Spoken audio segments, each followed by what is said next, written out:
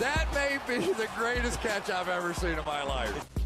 Okay, we have a massive announcement here. We are going to have another Fantasy Flock Network meetup on January 15th in Tampa, Florida. If you live in Florida and you do not come out to the Flock meetup, I don't know what I ever did to slight you. I don't know what I did to hurt you, but please forgive me. Come out to that Fantasy Flock Network meetup. Well, more information on that coming soon. Just make sure you save the date.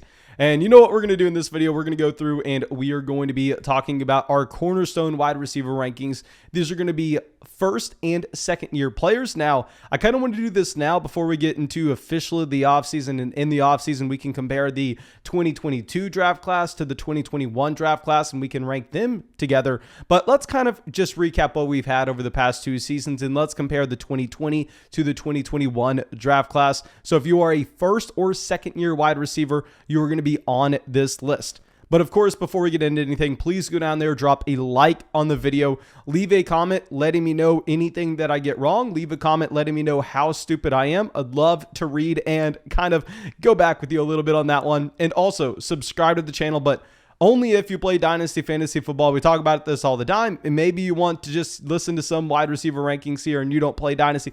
Sure, I mean, this video is going to help you out, but I promise you every single video that we're going to cover here this offseason will only be Dynasty Fantasy Football. So please only subscribe if that's going to be what you're into.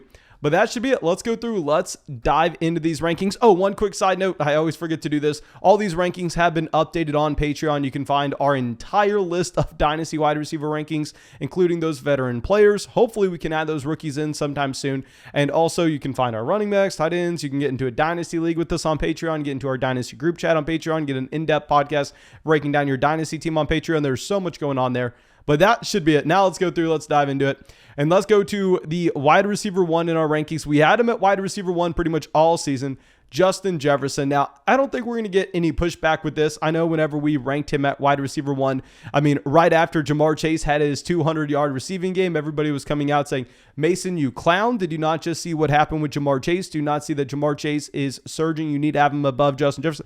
I don't think anybody's going to be pushing back on us now. I mean, with Justin Jefferson, he has just been so damn consistent. This is a wide receiver that has averaged over 20 points per game this year. I mean, looking at all the underlying numbers, I mean, so far, I am recording this just for full transparency. By the time this video is uploaded, I'm going to be in Mexico, so I have to record this a little bit beforehand. We're recording this right before the Chicago Bears game. But, I mean, so far in the season, through 13 weeks, Justin Jefferson has had 85 receptions, 127 targets, and almost 1,300 receiving yards. Now, the situation in Minnesota, I don't necessarily want to say that's going to be fantastic going forward. Don't really know what we're going to get at quarterback in the long term. I'd imagine that you get Kirk Cousins there yet again in 2022, but unless I'm mistaken, I would love to know if any Minnesota Vikings fans here are extremely excited to sign up for the next 5 years with Kirk Cousins. I'd imagine the team isn't either. I'll tell you real quick, Kellen Mond is not going to be the answer either. I mean, no quarterback ever selected in the third round really amounts to anything in the NFL. And just following up what he did as a rookie, I mean, his rookie season also phenomenal. He was a top 10 wide receiver as a rookie, a top 5 wide receiver as a second-year player. Not much to discuss. He's 22 years old. I think Justin Jefferson is not only the wide receiver one in these Cornerstone rankings, but also the wide receiver one overall. And now our next wide receiver will be, I mean, someone who everybody else had at wide receiver one earlier this season, Jamar Chase. Now with Jamar Chase, he definitely flashed this year, but the reason we weren't willing to go through and put him in that same range as a Justin Jefferson is because the volume hasn't been as consistent in Cincinnati, where so far this season, through 14 weeks, I mean, he has had just over 100 targets. He's had 102 targets. Of course, he's been very efficient with these targets. He's had over 10 yards per target, but as we've discussed, as you've gone through this season, whenever you get these wide receivers that don't necessarily have the volume, yet they're relying on that elite level of efficiency, you are going to see, I mean, an elite ceiling. You're going to see those spike weeks that he had against the Baltimore Ravens back in week 7, where he comes through and he has 201 receiving yards. But you're also going to get some of the weeks like we just had against the Denver Broncos, where he has 4 targets, 1 reception, and 3 receiving yards. But nonetheless, going forward, Jamar Chase is a 21-year-old wide receiver, will turn 22 this offseason, that just put up a top 10 rookie year. Looks almost identical to what you have with Justin Jefferson his rookie season. Now, the difference here is he's going to have significantly more target competition than Justin Jefferson. I mean, he'll have T. Higgins that, I mean, he is pretty much probably playing his entire career with, knowing that Higgins also going to be popping up on these rankings a little later on, drafted in 2020. Tyler Boyd as well. If you look at the guaranteed money on Tyler Boyd's contract, I'd be very surprised if this team decides to move on from Tyler Boyd going into next season. So yeah, there's going to be a lot of competition for targets. I mean, the target volume's not going to be as high as what you'll have from Justin Jefferson. So we'll have Ja'Marr Chase at 2 as we did earlier this season. And our wide receiver at 3, talking about target competition, CeeDee Lamb. Now with Lamb, a lot can change this offseason. So right now, if you're looking at a points per game basis, I mean, CeeDee Lamb, I mean, he was right there yet again as that low end wide receiver 1, high end wide receiver 2 of the season. But obviously, I mean, it's a little deceiving here whenever you're looking at the fact that he's playing alongside Amari Cooper, playing alongside Michael Gallup. And with CeeDee Lamb, honestly, I want to say that the Dallas Cowboys passing volume hasn't necessarily been exactly what you were expecting. Now, he's still incredibly young. I mean, if you remember going back to 2020, he was drafted essentially at 20 years old. So he's not going to turn 23 until this offseason.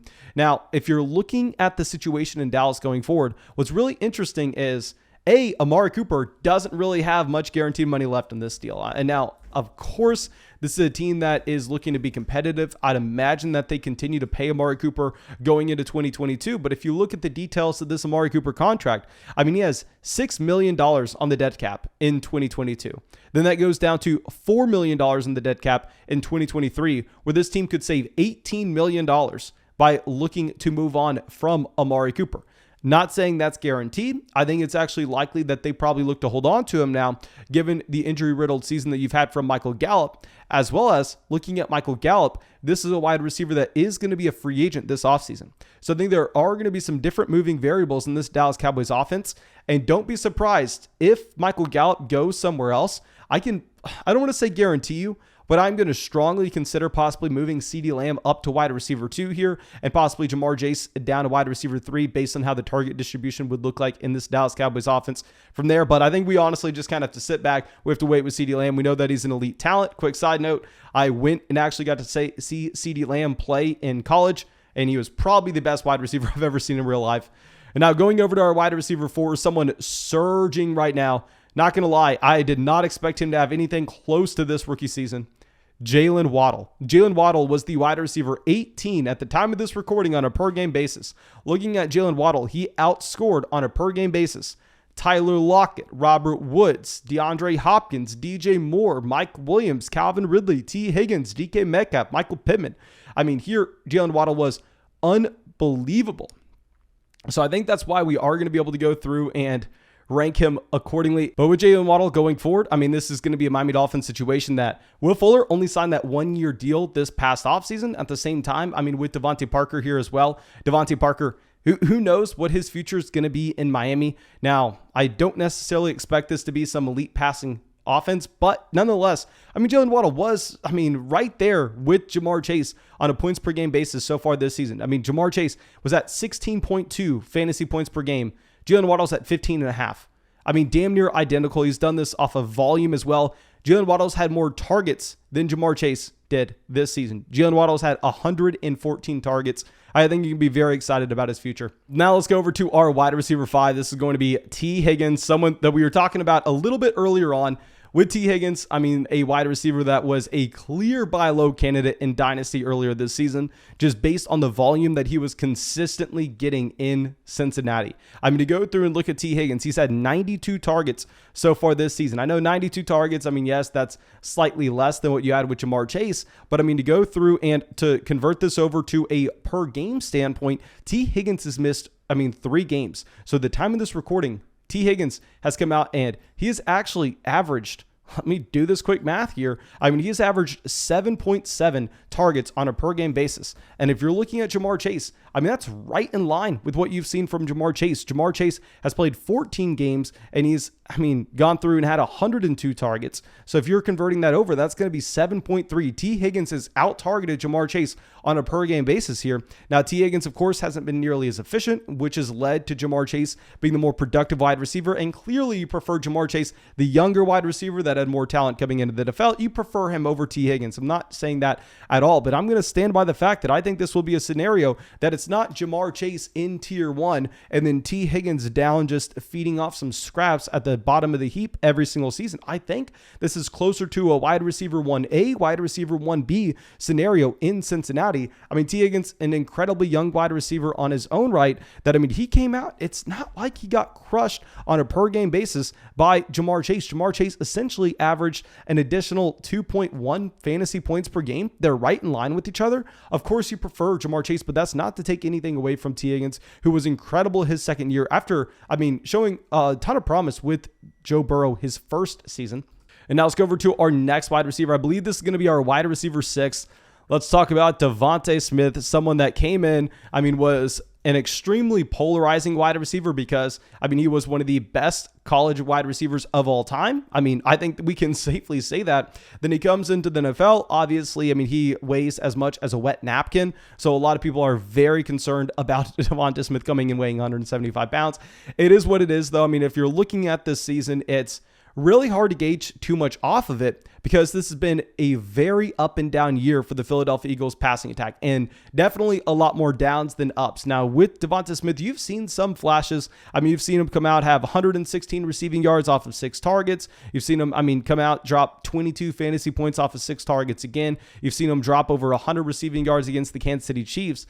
Now, the issue in this offense wasn't necessarily the talent level of Smith, who comes in and he dominates targets right away. I mean, he is clearly the alpha wide receiver, and this offense really accounting for all the production. The issue was Jalen Hurts. Jalen Hurts, at the time of this recording, has had 2,400 passing yards. 2,400. To go through and to look at Jalen Hurts and look at what we have had since the first month of the season with his passing yards. 198, 115, 236, 103, 168, 178, 147, and 129. This is laughable. I mean, you can't thrive at all. This is significantly less production than the Houston Texans have at the quarterback spot, whether it was Tyrod Taylor, whether it was Davis Mills. I mean, the Philadelphia Eagles have been the worst passing offense in the entire NFL this season. And you have to imagine it's going to get better. Now, y'all know that Jalen Hurts in that 2020 draft class was one of my favorite picks in Dynasty Superflex leagues when you were getting him at the beginning of the 3rd round of your rookie drafts, just based off of the rushing upside alone. We were saying, hell, if he ever gets to start at the NFL level, you automatically know that he is a top 12 running back that you can have as a league-winning player for that Superflex spot just based on the rushing upside. Regardless of if he's a good quarterback or not, you can go through and you can flip him for a first, and we're drafting him in the 3rd right now. I mean, I thought that was a great idea with Jalen Hurts. Now, that being said, as a Jalen Hurts owner in Dynasty, I'm not expecting him to be the long-term answer for the Philadelphia Eagles. Based on some of the Dynasty startup drafts we've been doing over there on Patreon as of late, I think that Jalen Hurts is honestly a little bit overdrafted at this point this offseason, because if you're looking at Philadelphia, this is a team that has multiple first-round picks. I mean, not only do they have their own first-round pick, but they're also going to be looking at having the Indianapolis Colts. And now the Colts are going to be 8-6. That's going to be a little bit of a later first. The Philadelphia Eagles, at the time of this recording, are 6-7. Maybe they lose today against Washington. Probably not likely. But nonetheless, a big thing about this draft class at the quarterback position is you're not going to have, I mean, the Trevor Lawrence, Zach Wilson, Trey Lance trio at the very top of the draft. Most of those quarterbacks that are going to be the first ones off the board this year are going to be going the middle of the first round, about where the Philadelphia Eagles are picking.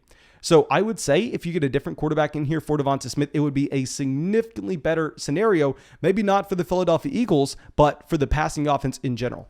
Now let's go over to our next wide receiver. This should be our wide receiver 7 in Michael Pittman. And honestly, I would be fine if you wanted to make the argument to have Michael Pittman higher than this. If you wanted to go through and put Michael Pittman ahead of Devonta Smith, you do you. I think that would be 100% okay.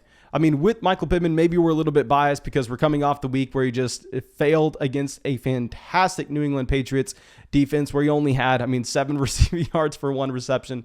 But so far this season, this has been a year 2 wide receiver that, crushed the expectations I placed on him. I did not like Michael Pittman in drafts, and he turned out to be one of the best draft picks you could have had this year. Showing a ton of upside. He had a week this year with 15 targets, 10 receptions, 86 receiving yards against the Tennessee Titans. He is a 6'4", 220 monster. Now, what I will say is, I don't know how this offense is going to be going forward. If you look at the resources that they can invest into the quarterback position, they're stuck with Carson Wentz this season. Now, I know that Carson Wentz has been much better this year. I am still viewing Carson Wentz as a slightly below average quarterback. And with that being said, I am concerned that Michael Pittman also isn't like what you have with, say, someone like Chris Godwin. I mean, Chris Godwin's the perfect example. Someone that was drafted back in 2017. So Chris Godwin drafted in 2017. Here you actually had Michael Pittman drafted in 2020, right? So with Godwin, I mean, he produces as a first-year player, produces as a second-year player. Then you see the progression because he's so damn young. I mean, to look at this, Michael Pittman right now is 24 years old, and he was drafted 3 years after Chris Godwin, where Chris Godwin is 25. Like, you could see whenever you have that first and second year production and you go on that trajectory where, I mean, you have an elite level ceiling based on how young you are and how you can continue to develop. I am slightly concerned in the case of Michael Pittman based on him coming into the NFL and him breaking out at 24 years old and not really showing that many flashes his rookie season. Maybe he's closer to his cap. Maybe this is a Terry McLaurin type scenario that we saw in that 2019 draft class. I don't know. For that reason, we're going to have Devonta Smith just slightly higher than them. We could be wrong. And now our next wide receiver will be Brandon Aiyuk. I mean, with Aiyuk, it's just been a tale of two seasons. If you go over there to Patreon and you look at our most up-to-date rankings, I mean, Brandon Aiyuk was definitely our, largest riser. I felt like we overreacted to the first half of the season, dropped him down way too far. If you're looking at a season-long standpoint, he's still had a very bad year. I mean, right now he is the wide receiver 62 on a points-per-game basis. But to go through and to look at this in 2 halves of the season, like if we remove the first, say, 7 weeks, let's just look at weeks 8 through 15 so far, because that's the second half of the season to get a different baseline of the production that you've had from Aiyuk on a per game basis. I mean, he goes up to being the wide receiver 28. I know that's not fantastic. One thing that's a little concerning here with Aiyuk is Trey Lance. Now, Trey Lance, y'all know there's nobody that's a bigger fan of Trey Lance than I am. I mean, at this point, if I was ever going to get a tattoo, I'd probably get Trey Lance's name tattooed on my back or something. I love the man. From a fantasy football standpoint, I think he will win leagues this upcoming year. But it's very similar to how we like Jalen Hurts back in that 2020 draft class. We like him for a big reason of that elite rushing upside, not necessarily because he's going to come through and he's going to support a ton of fantasy options. Now, I think for that reason, we can be slightly concerned with the combination of Brandon Aiyuk. Not only Brandon Aiyuk, but George Kittle's there, Deebo Samuel's there. There are so many players to get targets. So as we go through and look at this, I know that maybe you can make the argument that Brandon Aiyuk is, on a better path. He had better rookie season production than someone like Devonta Smith, someone like Michael. I just think with the situation in San Francisco going forward, it's not going to be one I think you want a lot of wide receiver investment into. And now our next wide receiver on this list will also be in a very gross situation going forward, but we loved him going into the NFL draft. I still want to stand by the fact that I think he's an extremely talented wide receiver. Let's talk about Elijah Moore here. Now with Elijah Moore, trust me, if I was playing Dynasty and you asked me back in 2017, if you asked me back in especially like 2015 time when I was playing Dynasty, I was always the guy scrambling to try to buy low on those rookie season disappointments. I would have been screaming, oh, let's buy low on this New York Jets offense, thinking that Zach Wilson takes a step up in year 2. I don't know if I can get there. I don't know if I can go through and say that's going to happen.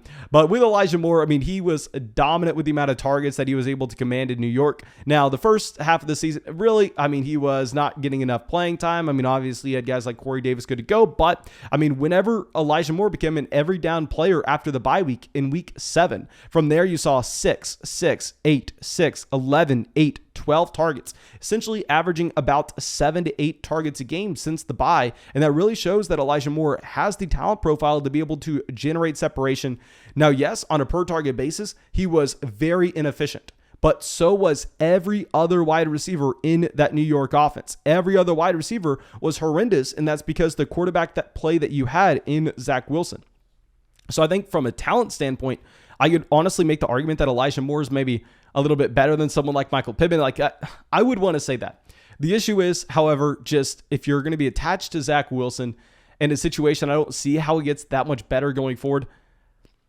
I'm going to have to pump the brakes just a little bit here on Elijah Moore. And now our next wide receiver, also extremely talented in a really crappy situation, Jeudy. Now with the Denver Broncos offense. Y'all know, I mean, with all these wide receivers, Jerry Jeudy, Cortland Sutton, we've been significantly lower than consensus. I mean, they were being laughably overdrafted in Dynasty this last offseason, where we were taking our shot on KJ Hamler. That is what it is. But nonetheless, there's one way that this burns us, because I've always been the person to admit Jerry Jeudy, an extremely talented wide receiver. I've always been the person to also say Cortland Sutton isn't that. But nonetheless, if Jerry Jeudy does indeed get Russell Wilson or Aaron Rodgers over in this situation next year, it is lights out.